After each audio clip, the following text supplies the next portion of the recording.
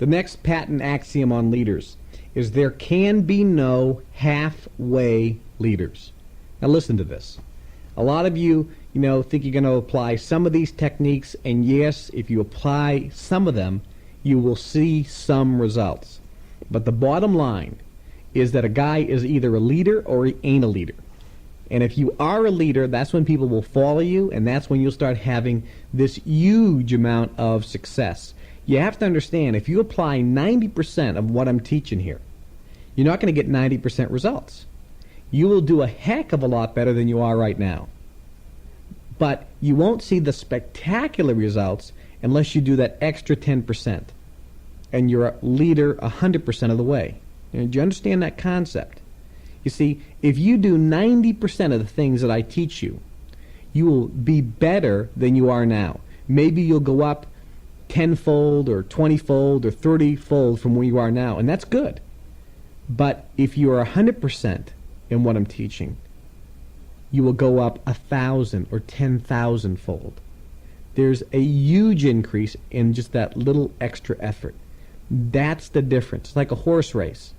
A guy loses by a nose, 1 inch, but the winner gets $1 million. The second place horse gets 10,000. Do you understand? It was only an inch difference. 1/10 or 1/100th of 1 second difference. But the income level is astronomical. That extra inch makes all the difference. Here's what Patton says. A general is an interesting story. A general who had been relieved came in at his own request and tried to explain why he was no good. I offered him a lesser command in another division, but he told me he needed 48 hours to consider it. I did not tell him so, but I realized that any man who could not make up his mind in less than 48 hours was not fit to command any troops in battle. The point here is not what Patton, it's not that Patton valued, snap judgments, but he believed the truly important decisions in life, those involving core values, did not require much time for thought. The answers to such issues should be second nature. It should be part of you. See, this quotation that Patton says here that I just read to you makes very clear that Patton firmly and intuitively grasped what made a good leader. And he didn't compromise in this area. You need to have some core values in your life that when an important decision comes by, you don't waver. It's instant. It's part of you. It's exactly that's what I do. It's exactly that's what I don't do. I've seen businesses where people started evaluating things on, is this a good business decision? What about this? What about that? They forgot that they had a core value that was being broken here. And they began to think too much, and I knew. I looked at these individuals and said, none of them have great value in what they're doing. There's one couple that I know that in a business situation, they were the only people. This one couple, along with Blaine Aythorne, this one couple and Blaine were the only two people that instantly and intuitively, based on their own core values, did the right thing, made an instant decision, because they were and are tremendous leaders. You can't be halfway when it comes to your principles.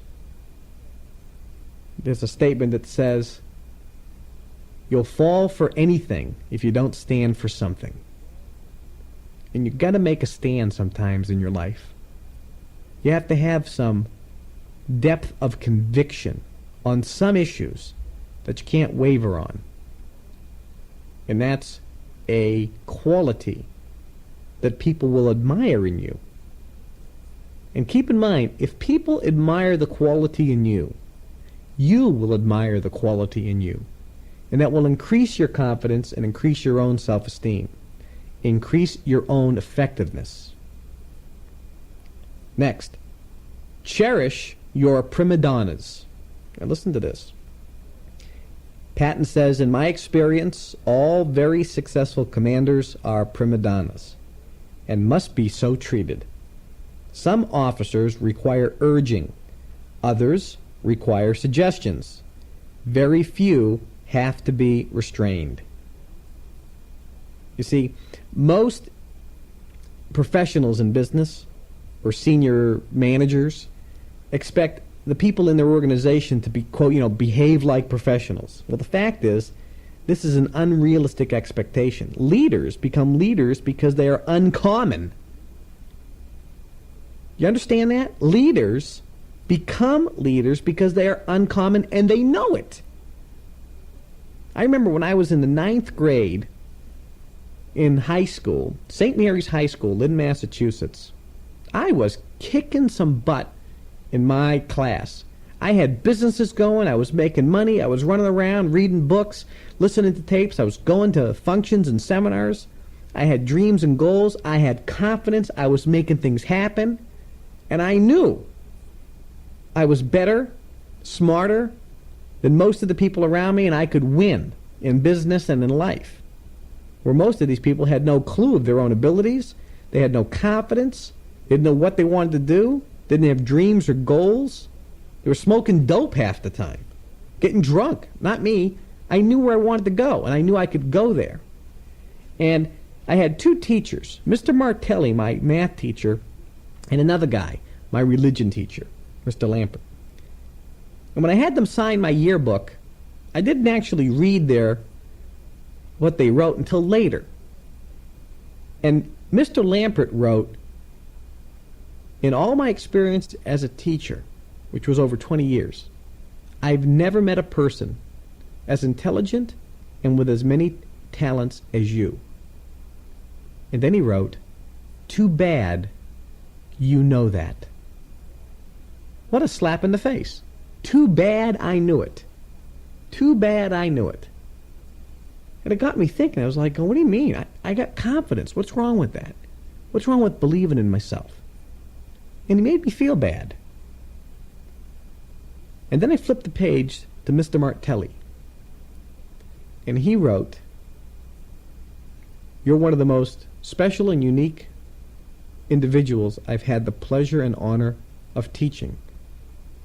Thank God you know that. Isn't that interesting? Isn't that interesting? Martelli was a Patton man, because he knew that I was uncommon and different, and he treated me like that. He let me have that power. You see, Patton always said, I'm a prima donna, and I know it. He said the thing I hate about Montgomery, who was the British commander, was he's a prima donna, and he doesn't know it. And the problem was Montgomery was always too cautious in his war because he didn't realize the power that he had. He would have been even a more spectacular, more brilliant, more successful general if he had believed in his own abilities. The point here is you have to make the decision that you're going to be uncommon. No one's born uncommon. No one's born different. You make yourself that way. And when you make yourself that way, you got to start believing in yourself and having that ability. And when you find people in your organization, as you begin to grow an organization of other people, when you find one who's a prima donna, good. Treat them like that. You let them expand. You let them grow. You don't try to restrain them. Next, the image of leadership. Now listen to this. Generals must never show doubt, discouragement, or fatigue. Think about it. See, as a leader, you can't afford the luxury of revealing your feelings, particularly if they're negative, to people in your organization. Now think about it. That means you also can't do that to yourself. Patton always looked and acted the part of the confident commander. And the key word was he always said it. He was an actor. Dale Carnegie said it. You see, this stuff is not new, and it's not so isolated. I can give you references from other authors, other books, even the Bible, that all the stuff I'm reading is 100% factually scientific and proven to work. Carnegie said, if you want to be enthusiastic, act like you're enthusiastic. Because if you act like you are, you will. Zig Ziglar says it. We don't sing because we're happy. We're happy because we sing.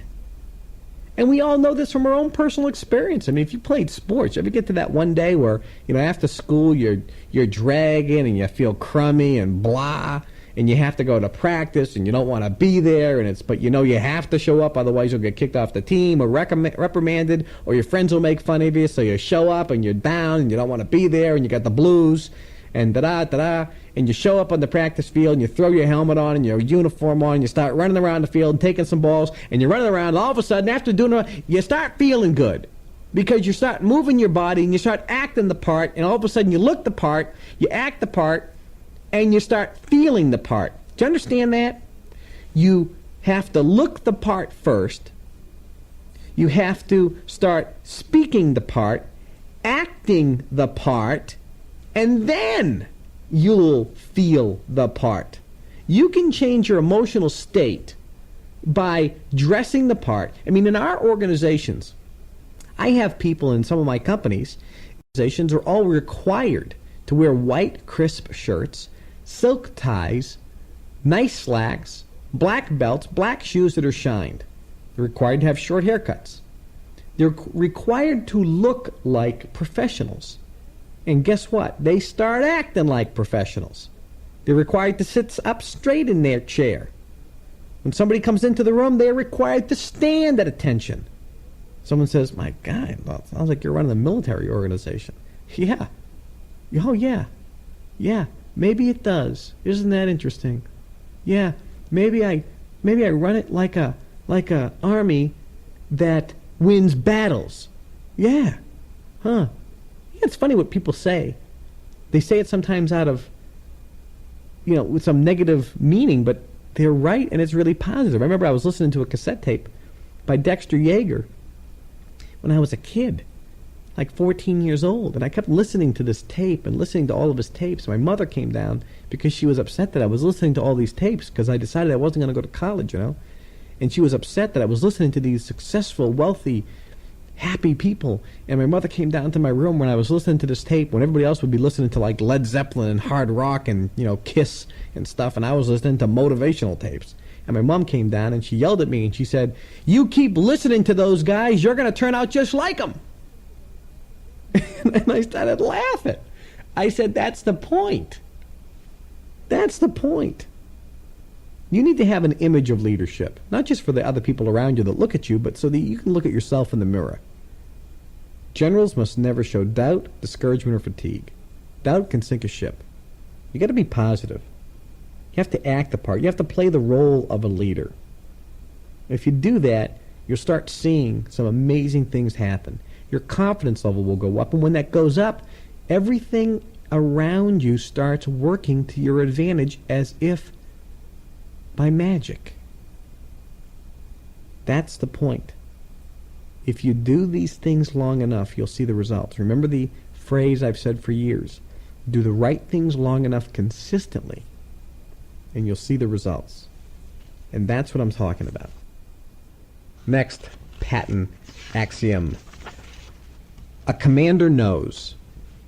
A commander knows. There's a knowingness. Now let me just read you Patton's words. I can tell a commander by the way he speaks.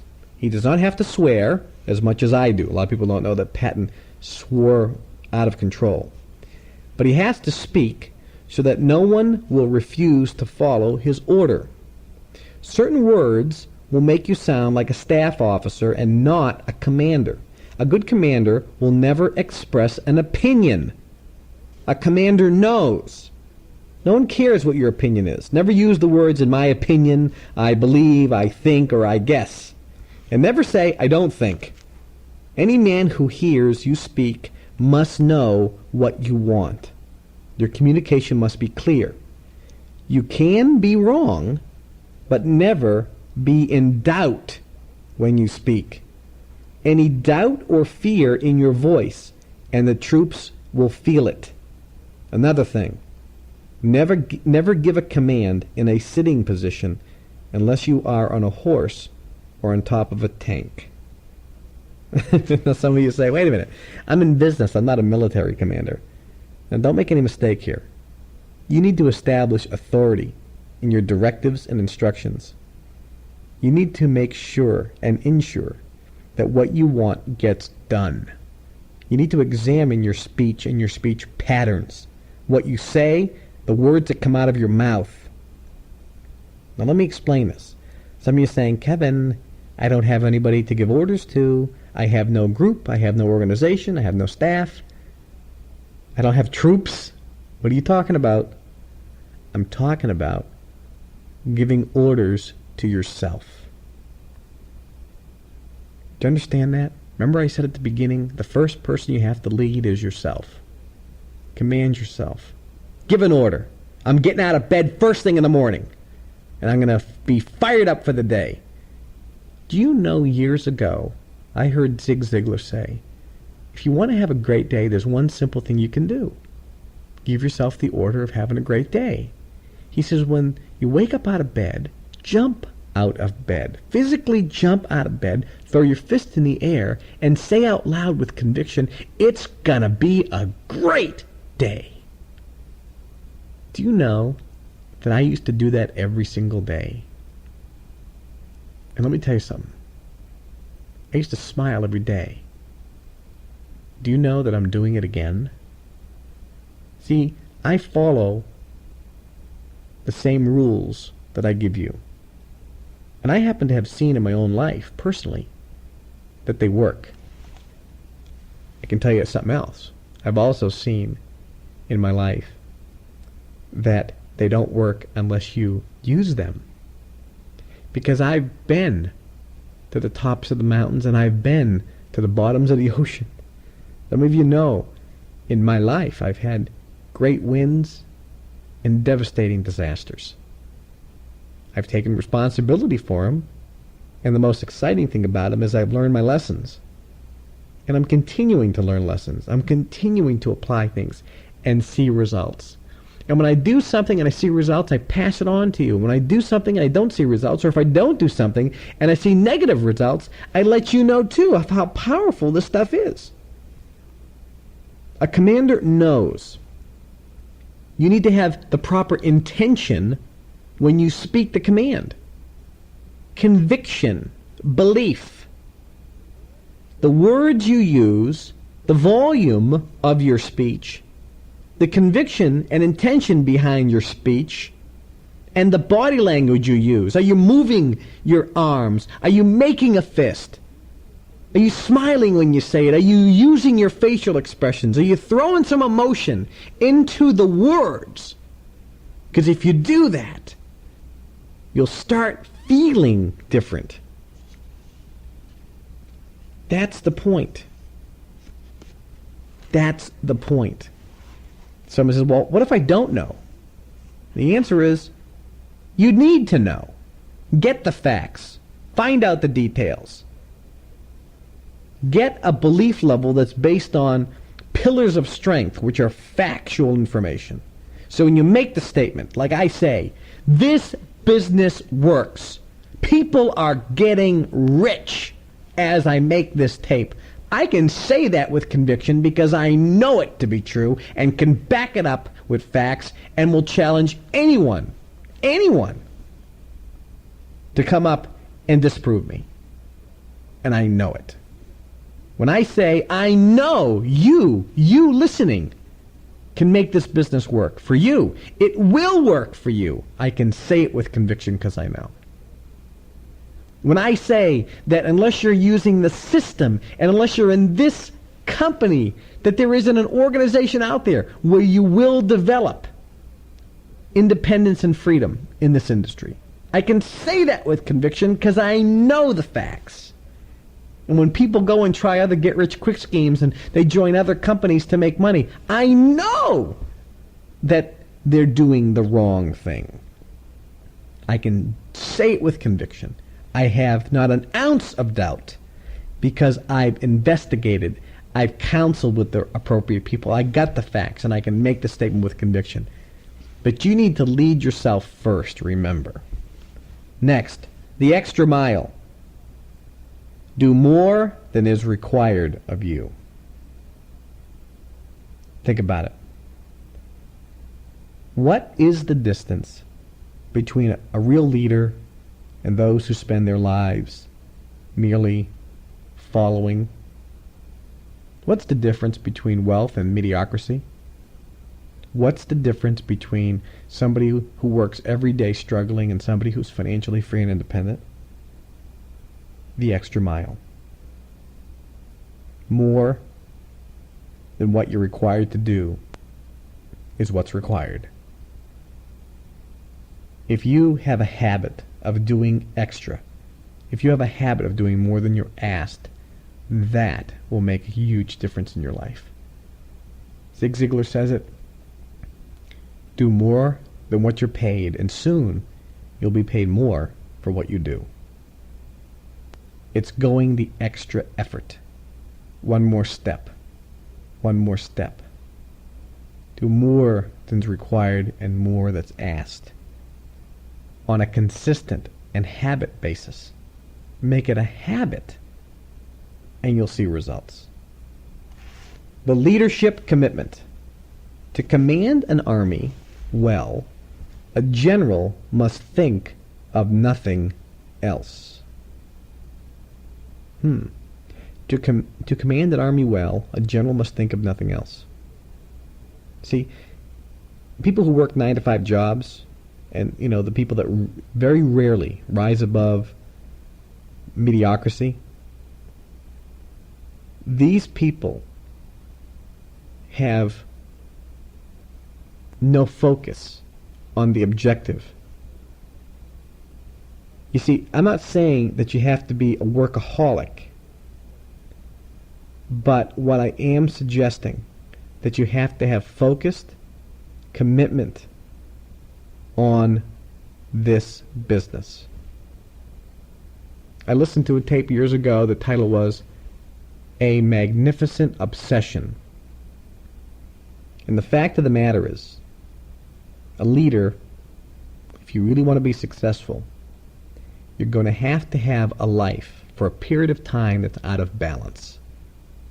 You're going to have to be obsessed with this business for a period of time where you virtually think of nothing else, where it becomes the number one absolute priority that consumes you.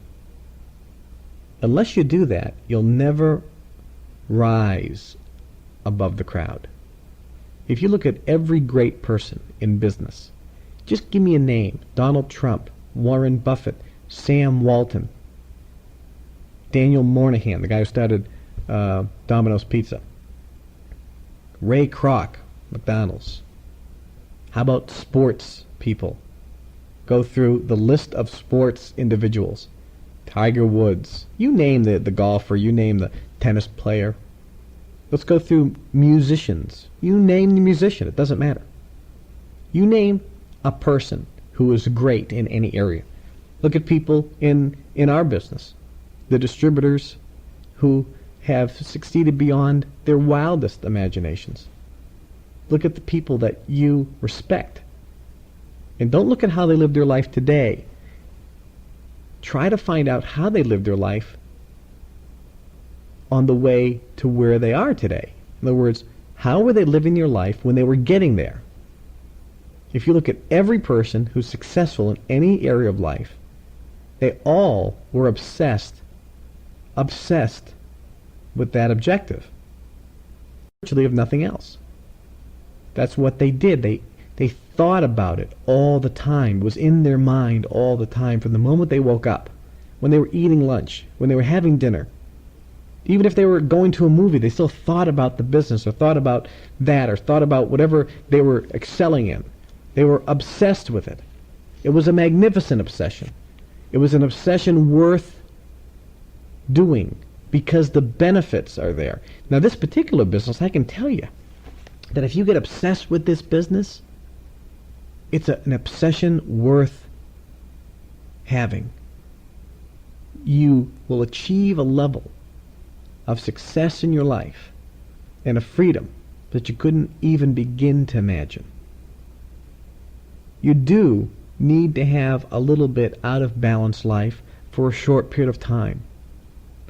But if you do that, it'll be like going up a mountain. It's a struggle on the way up, and it's tiring, but it's exciting because you can see the top. But I can tell you this, when you get to the top, the view is worth the effort. Victory is always worth the struggle. And then the ride down is a breeze. And if you think about your life, and you think about investing a year or two in an obsession, and then having the next 30 or 40 years where you can coast at a level that you could only dream about. That's what awaits you. That's what's available to you. That can be yours. Next, we will win. Here's Patton. We will win because we will never lose. There can never be defeat if a man refuses to accept defeat. Wars are lost in the mind before they are lost on the ground. No nation was ever defeated until the people were willing to accept defeat. Do you understand that? Success is an attitude. Success at any given moment can be measured by profit, sales figures, revenue, production numbers, whatever.